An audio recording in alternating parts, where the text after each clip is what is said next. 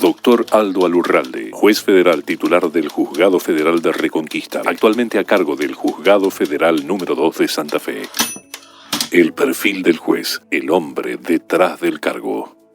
La idea es acercar la justicia a la sociedad. Y en este contexto tenemos que agradecer la gentileza del juez federal de Reconquista, el doctor Aldo Alurralde. Doctor, cuando uno habla con un juez federal, muchos temas vienen, muchos temas surgen, y en función de lo que es la actualidad, vemos que viene trabajando muchísimo en este último tiempo en temas tales como narcotráfico. Es una lucha que hay que darla, independientemente de los resultados que uno busque y que quiere, que es un resultado de máxima, en ese sentido. Pero más allá de las cuestiones de la logística y los medios y lo que es algo innegable, porque no se puede tapar el cielo con las manos, el crecimiento del fenómeno del narcotráfico a nivel mundial, los jueces tenemos que captar el verdadero fenómeno o el fenómeno del narcotráfico, porque la víctima del narcotráfico es la sociedad. ¿La Argentina recibe droga de otros países o la Argentina fabrica drogas hoy? Nosotros hemos tenido de las dos cuestiones, hemos tenido fábrica de cocaína, por ejemplo, tuvimos un caso en Tostado, cuando estando a cargo del Juzgado Federal de Reconquista y el Departamento 9 de Julio dependía del Juzgado Federal de Reconquista, a pequeña escala, digamos, pero fabricación en sí. Pero esos son intentos, sobre todo la fabricación de lo que son las drogas que no son sintéticas. Argentina es utilizado como medios de llegada de la droga, distribución y también de tránsito. Tenemos por un lado lo que es las rutas nacionales. Esto yo lo conversé en su momento con la ministra Bullrich en la oportunidad de este año que procedimos a destruir 2,5 toneladas de marihuana en Reconquista.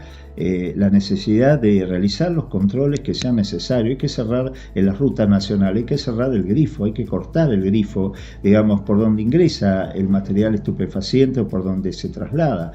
Por suerte la droga no se puede mandar vía internet de forma virtual, sino que hay que trasladarla, y ese es el punto más débil de la cadena de tráfico, que es el transporte. Y ahí es donde, por todos los medios que hay, desde la hidrovía hasta la ruta, entonces ahí es donde hay que intervenir, incrementar los controles en las rutas, es una necesidad. Y no solo en lo que hace al tráfico de personas en la ruta, sino también en las encomiendas. Yo vengo denunciando el transporte de droga por medio de encomienda. Hemos tenido procedimientos de hasta 30 kilos de marihuana enviadas en encomienda, que es algo que vino en la época de la pandemia, donde no se podía desplazar la gente, pero sí las encomiendas, a través del correo argentino, a través de empresas de correo privadas y públicas también. Esto nosotros tenemos, y en esto yo soy muy objetivo y hablo en base a la experiencia. Ya tengo 16 años de juez federal.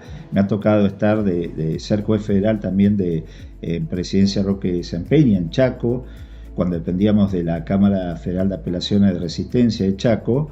Y en un momento se implementó los llamados INVAP, lo que eran los radares llamados Escudo Norte. Claro. Y ahí había una problemática que yo le hice público. Todo lo que voy a decir acá yo ya lo he dicho reiteradas veces. La problemática era que había un vuelo no identificado, no autorizado, se decía en ese momento. Se enviaba del Escudo Norte el informe a la Fuerza Aérea de Buenos Aires. De Buenos Aires iba a la Brigada Aérea Reconquista y a mí me llegaba el informe una semana después. Se imagina, sin ley de derribo en nuestro país, primer punto, sin la posibilidad de perseguir esa aeronave que estaba en un vuelo no autorizado, y teniendo la noticia una semana después, los resultados obviamente no eran lo esperado, porque ¿qué podía yo decirle? Bueno, mándele saludo, pues allá pasó la avioneta. No hay forma de trabajar si no hay una información y manejo de datos en tiempos reales. Por eso esto que usted ve en muchos casos en donde se ingresa y se sale por los pasos fronterizos como si nada.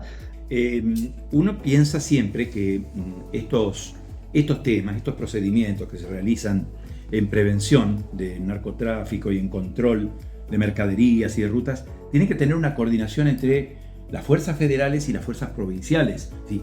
Tenemos policía, por ejemplo, en la provincia, tenemos organismos especializados como los Pumas en la zona de la Cuña Boscosa. Bueno, usted conoce, sí. Al igual que nosotros. Exacto. Tiene que haber una articulación entre las fuerzas federales y las fuerzas provinciales que conocen el territorio perfectamente para poder avanzar en el control de esto, ¿no? Sí, en los últimos tiempos lo ha habido. Nosotros siempre trabajamos y mucho, por eso yo apoyé mucho la desfederalización. La verdad que fue una actitud muy valiente por parte de este último gobierno provincial de asumir, porque podría haber dicho, bueno, la cuestión de la droga es federal, es problema de la nación, yo no me meto, no. Se pudo lograr la desfederalización en donde la provincia trabaja en conjunto con las fuerzas federales en distintas escalas del narcotráfico. Hay más actores trabajando en la lucha contra el narcotráfico.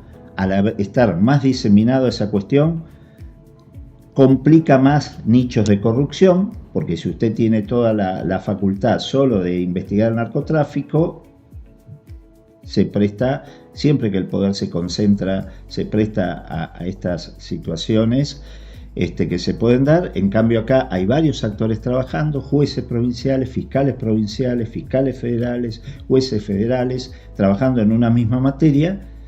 Se pueden lograr mejores resultados e implica una articulación. Mire, yo le voy a contar una pequeña anécdota de lo que es parte de mi trabajo. Nosotros fuimos un año a Goya a investigar un narco muy conocido, de ahí renombrado. Cuando fuimos con las fuerzas federales que cruzamos, se hizo el cruce de Reconquista a Goya, a la costa correntina. No logramos ningún resultado efectivo y de las escuchas surgía de que había habido delación, es decir, que alguien había delatado la presencia de esa fuerza. Al año siguiente fuimos con la policía de la provincia y por territorio y tuvimos resultados y personas detenidas y en la misma persona investigada. Y vamos a hablar de una justicia multifueros. ¿Por qué? Porque sí, la cuestión penal, la investigación del narcotráfico es un resorte exclusivo de la justicia federal, pero hay otros fueros. A ver, hoy, por ejemplo, tenemos amparos ante la justicia federal por cuestiones de salud, por prepaga, cuestiones previsionales, incumplimientos, jubilados y pensionados que van a la justicia federal porque no encuentran respuesta a los reclamos. ¿Cómo funciona todo esto en el medio de un tribunal que también tiene que atender la cuestión penal y tiene que atender todos los otros fueros, ¿no? Bueno, funciona si usted tiene verdadera vocación y si verdaderamente se pone a trabajar. Es la realidad, como todo en la vida. Es decir, yo concursé para juzgado multifuero, razón por la cual ya conocía, de hecho, esta situación. No es lo óptimo. Siempre sería mejor poder abocarse exclusivamente a una materia, pero es la realidad. Hoy por hoy se han incrementado y muchísimo lo que son los amparos de salud, como usted mencionó.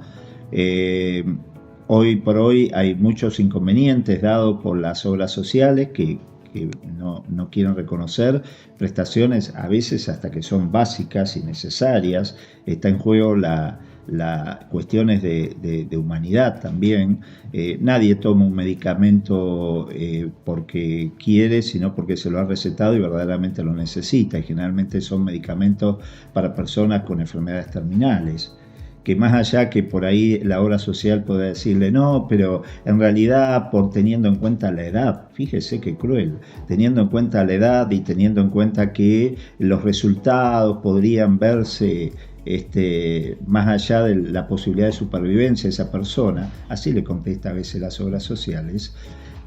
Usted tiene que ver que esa persona que tiene una enfermedad terminal tomaría lo que sea si pudiera curarse, y mientras tenga la esperanza de hacerlo en ese medicamento, va a poder lograr su objetivo de supervivencia. Entonces, hay cuestiones que son básicas. Por ejemplo, tuve casos de obra social en donde no le reconocían a una persona con EPOC una mochila móvil que le iba a permitir desplazarse en su vivienda y fuera de su vivienda. Le reconocí un tubo. ¿Usted se imagina un tubo de estos de hospital o de sanatorio, esos que venían antes con el carrito? Bueno, ¿qué posibilidades iba a tener esa persona de desplazarse, de independencia? Ninguno. Y simplemente es una ecuación de costo. Y eso no puede estar en materia de salud. Eso no debe estar en materia de salud. Usted toca un tema en el cual mucha gente opina. Yo escuchaba, y usted lo habrá escuchado también, ¿no? Porque a través de los medios se habla de esto. Se habla siempre de que la justicia es lenta.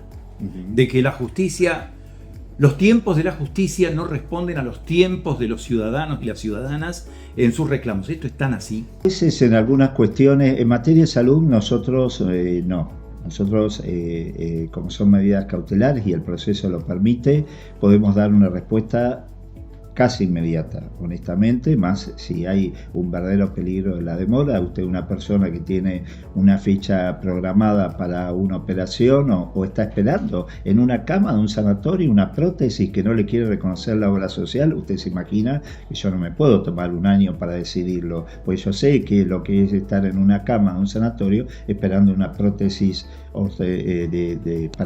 ortopédica para una operación quirúrgica, lo sé en carne propia.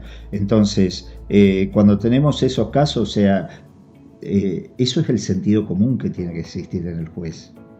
En el momento de separar el trigo de la cizaña, como dice la Biblia, y saber verdaderamente cuáles son los casos urgentes. Más allá de lo que diga el abogado, detrás hay personas, hay seres humanos que necesitan una respuesta de la justicia. Entonces uno va viendo en cada causa y va diciendo, bueno, no, esto tiene que salir ya, esto tiene que ser urgente, esto hay que evitar todo tipo de chicana procesal, porque a veces también la lentitud de la justicia está basada en la tarea de los profesionales, en donde muchas veces, y hacen esto es legítimo, hacen uso de las normas procesales que le permitan recurrir, apelar, plantear una infinidad de recursos y agotar todas las instancias. La reiterancia.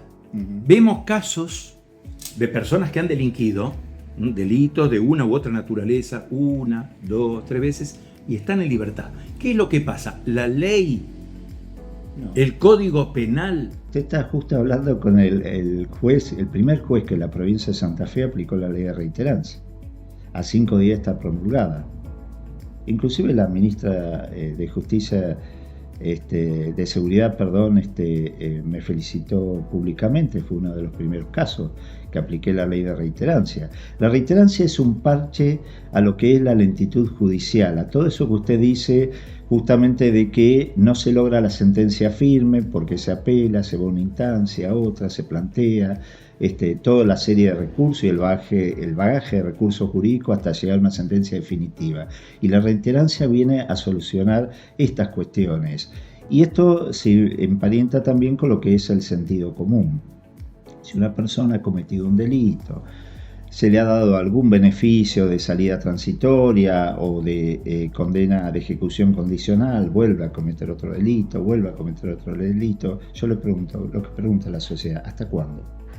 Entonces, la tarea de los jueces es no hacer puertas giratorias, porque sabe que todas mis decisiones influyen en la sociedad, no solo en la parte. Si yo dejo libre a un delincuente, ese delincuente va a estar libre en la sociedad y sabe lo peor, se va a sentir impune. Y la impunidad mata. Yo lo sé porque me tocó vivirlo en forma familiar de un asesino que quedó impune en su momento, de un femicida, y volvió a matar, en este caso a mi hermana. Entonces yo sé lo que es la impunidad. ¿Qué mirada tiene del sistema acusatorio que actualmente rige? Lo he apoyado en el sentido de su implementación, la oralidad, esto de poder decidir las cosas por medio de la oralidad, la informalidad, poder, antes usted tenía que venir acá a la sede del juzgado, liberar una orden de allanamiento, ahora lo puede hacer por WhatsApp, fundamentado, luego hace la certificación, después se toma el tiempo usted de escribir y todo lo que usted quiera, pero primero sentido común. Hay razones como para que fundamentan un allanamiento, bueno, hágalo, señor juez. No espere a llegar a su despacho el lunes siguiente y vamos a ver qué hacemos. Usted lo puede hacer un sábado, usted lo puede hacer un domingo. a medianoche, como lo he hecho, a las 3 de la mañana hay un procedimiento en la ruta y yo no les puedo decir, bueno, no espere para la requisa, que yo estoy durmiendo, mañana lo vamos a resolver. No, ahí mismo usted lee, consulta, toma el WhatsApp, envía un WhatsApp y autoriza la requisa en el momento. O sea, todo esto lo permite este sistema acusatorio, por eso verdaderamente es muy bueno, y es muy buena también la tarea que se está haciendo por parte de las fiscalías, ¿no? Tanto provincial como federal. ¿Faltan fiscales en el fuero federal? En lo federal, respecto de fiscales, desconozco, porque es otro ministerio, es un ministerio público, que no, pero sí faltan jueces, eso sí les puedo decir porque es la realidad. Más que faltan jueces, el Consejo de la Magistratura inmediatamente cuando se produce una vacante inicia todos los resortes que hace a los concursos para la designación de jueces y verdaderamente se logra la terna. El problema luego se da en la no remisión de alguno de esos 3 jueces ternados o juezas, hablado en general, al Congreso, y ahí es donde está el cuello de botella. De hecho, a nivel nacional no se ha cubierto las vacantes en la Corte Suprema de Justicia de la Nación, menos es de esperar que se pueda hacer con todo lo que son los jueces de rango inferior, digamos, con otra función. Yo sé que forma parte un poco de la batería de hechos políticos que ocurren en el país, pero se habla permanentemente de la sumisión del Poder Judicial al Poder Ejecutivo, de que la Argentina tiene un sistema representativo, republicano, federal. Donde en un allanamiento se presentó un gobernador, el gobernador Colombia, en la provincia de Corrientes, y yo he seguido adelante con el procedimiento. Ese procedimiento ha sido válido, las personas que quedaron detenidas aceptaron la culpabilidad, fue un juicio abreviado, o sea, que eran narcotraficantes, y seguí adelante. Es decir, esta no es una función que uno elija para hacer amigos. Esta es una función en donde uno tiene una responsabilidad y las decisiones las tiene que tomar, le gusta a quien le guste o no le gusta a quien no le guste. No puede usted mirar, por eso a eso viene la expresión de la justicia ciega. No ciega en el sentido de no ver al ciudadano, no ciega en el sentido de no ver al destinatario del servicio de la justicia, que es la sociedad, sino ciega en el sentido de no privilegiar al poderoso por sobre el más débil, porque si no, como decía en este caso este escritor uruguayo, no recuerdo ahora el nombre, que la justicia a veces parecía ser como la serpiente, que solo muerde los pies del que está descalzo. Justicia, usted lo dijo recién, y sociedad por el otro. La justicia debe estar más cerca de la sociedad, debe abrirse un poquito a que la sociedad conozca los expedientes, los casos resonantes. Yo, las investigaciones, a la medida que lleva, obviamente se investigan. Yo, de hecho, tengo investigaciones que, bueno, no las llevo yo, las lleva Fiscalía, pero me ha tocado intervenir en determinadas medidas, pero obviamente no se hacen públicas hasta que no se pasa lo que es la parte operativa, digamos. Uno no puede comentarle a la sociedad qué es lo que está haciendo, porque justamente de eso se trata. Yo no puedo decir a quién vamos a allanar, a quién estamos interviniéndole el teléfono, ni nada por el estilo. Pero una vez que sucede el hecho y toma estado público, yo he dado innumerables reportajes, yo atiendo a toda la prensa, aún alguna que pueda, y de hecho, criticar en mi función, pero el juez ya, ese principio de que solo habla por su sentencia, es un principio ya del juez decimonónico, el siglo XIX, en donde la figura del juez estaba vista como alguien distinto de la sociedad, y nosotros somos parte de la sociedad, somos uno más, no somos ningún ser privilegiado, tenemos otras responsabilidades, tenemos otro estilo de vida, porque no podemos estar, y vuelvo a repetir, esta no es una profesión para hacer amigos y empezar a buscar amistades, porque seguramente si muchos de los que se acercan es para ser amigos del juez, como dice Martín Fierro. Entonces, pero sí somos personas que me pasa, yo transito la ruta 11, he dispuesto un amparo para que se repare la ruta 11, ¿cómo no me voy a bajar a ver qué están haciendo? Es sentido común, es algo que ni siquiera uno tendría que dar explicación de por qué lo hace. Y la sociedad Y vuelvo a repetir a lo que decía hoy, todo lo que yo decida no es solo para las partes, la sentencia no es solo para quien reclama y quien es reclamado y los abogados, la sentencia también es para la sociedad, porque ellos directa o indirectamente van a estar afectados por mis decisiones judiciales, directa e indirectamente. Yo vuelvo al ejemplo, dejo libre a un delincuente, por ser un juez buenito, que es fácil, usted le dice a todo que sí y va a ser muy bueno, pero no va a ser justo, que es algo distinto, pero después esa persona en la sociedad va a volver a dañarla. Y con todo derecho me va a decir la sociedad y las víctimas por qué ese juez lo dejó libre. Usted habló de la Ruta Nacional 11, ¿no? Un tema que seguramente le es, yo diría, cotidiano porque viaja todos los días. Pero bueno, más allá de esto, cuando se presenta un amparo, como el que han presentado legisladores y autoridades de otros ámbitos, sobre un tema como el de la Ruta Nacional 11, y no hay interlocutor, porque Vialidad es una suerte de mundo, una entelequia. ¿Cómo hace? ¿Ante quién acciona un juez federal? En los amparos de la Ruta 11, el primero lo tuve yo en Reconquista, luego lo replicaron acá, cuando me hice cargo acá de este juzgado, en el otro tramo de la Ruta 11, que es del departamento de San Justo hacia el departamento de la capital, y luego en Rosario también lo plantearon ante el juez federal de Venado Tuerto. Ahí estuvo presente Vialidad, Vialidad está, o sea, Vialidad se opone, contesta, apela las medidas. De hecho, ahora la Cámara Federal de Apelación de Rosario confirmó la medida cautelar que yo había dispuesto sobre la Ruta 11 de reparación de la misma. ¿Por qué lo confirmó la Cámara? Porque Vialidad Nacional lo apeló. Pero volvemos a lo que yo decía al comienzo, no se puede tapar el cielo con las manos y nadie puede negar el estado de la Ruta 11. Vialidad tampoco lo negaba, pero es más, acepta que hace más de 5 años que tiene abandono la Ruta 11, que o sea, no es esto atribuible ni al último gobierno ni nada, es decir, es un abandono que ha perdurado en el tiempo en la ruta sobre la Ruta 11. Pero hay una realidad, y esto yo lo digo siempre, el Estado no puede desentenderse de un bien que es de él y a través del cual presta un servicio.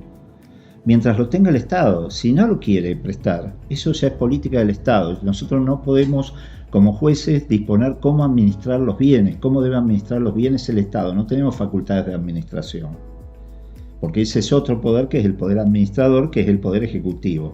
Pero sí podemos obligarle a que, mientras esté en poder del Estado como un bien de dominio público, que lo mantenga en condiciones. Porque ¿sabe qué? Detrás de eso está la vida, las vidas de todas las personas que transitan, no la propia, sino la vida de todas las personas que están transitando esa ruta. En la carrera judicial, bueno, usted ha alcanzado un nivel muy alto, ¿no? Un juez federal es un cargo muy alto, pero hay instancias superiores como la de, por ejemplo, un tribunal de alzada, una cámara o una corte. Si tuviera algún ofrecimiento, ¿lo aceptaría? ¿De integrar una cámara o de integrar una corte? Y honestamente a mí me gusta esto, la posibilidad de estar en la trinchera, es decir, estar en el día a día. Eso inclusive me permite tener este contacto con la sociedad diario, digamos. Y respecto a otros cargos, siempre que uno tenga la posibilidad de cambiar cosas, de mejorar cosas, de llevar adelante el perfil de juez que yo tengo como ideal, que es esto, un juez que se vincule con la sociedad, que escuche a la sociedad, que la sociedad tenga recepciones, porque si no la justicia va a seguir siendo una entelequia, como usted bien lo dijo, algo en donde la gente no entiende qué se hace en esos lugares, esos edificios, algunos fastuosos, en donde no sabe lo que sucede. Ese es el juez tribunalicio que está todo el día encerrado en su despacho, no ve la realidad, no ve lo que pasa, lo que la gente demanda, no tiene autocrítica, se crea ya en un pedestal. Bueno, ese es contra el juez que yo estimo que hay que cambiar esa visión. El juez tiene que moverse, tiene que ir a los lugares, a su jurisdicción, trasladarse, ver la problemática, vincularse con la sociedad. No digo para hacer amistad, pero sí para escuchar a la gente, a los referentes, ver las necesidades que tienen y cómo desde la justicia se puede trabajar y mejorar. Y bueno, esa es la visión, pero ocupar un cargo por el simple hecho de ocuparlo y cobrar unos pesos más, no, déjenme en donde estoy. Doctora Lurralde, muchísimas gracias.